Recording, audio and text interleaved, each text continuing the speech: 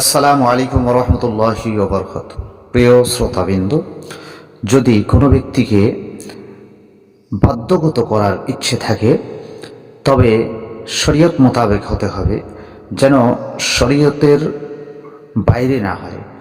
অর্থাৎ মা ছেলেকে, বাবা ছেলেকে বাধ্য করার জন্য, অথবা স্বামী স্ত্রীকে বাধ্য করার জন্য, অথবা স্ত্রী স্বামীকে বাধ্য করার জন্য যদি কোনো ব্যক্তি ইচ্ছে প্রকাশ করে যে তাকে কিভাবে প্রকাশ যদি করে যে কিভাবে তাকে বাধ্য করা যায়, এই বাধ্য করার সহজ একটি উপায় আজকে আপনাদের সামনে আলোচনা করব। কিভাবে আপনারা সহজে ছেলে মেয়েকে অথবা স্বামীকে অথবা স্ত্রীকে বাধ্য করতে পারবেন। এই সহজ উপায়টি আজকে আপনাদেরকে বলে দেব।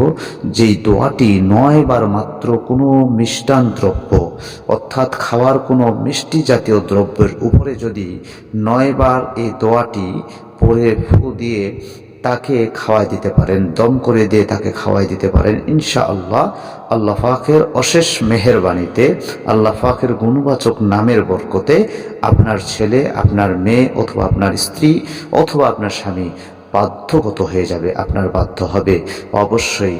তো সেই দোয়াটি হলো ইয়া মুকাদ্দিমু, ইয়া মুকাদ্দিমু।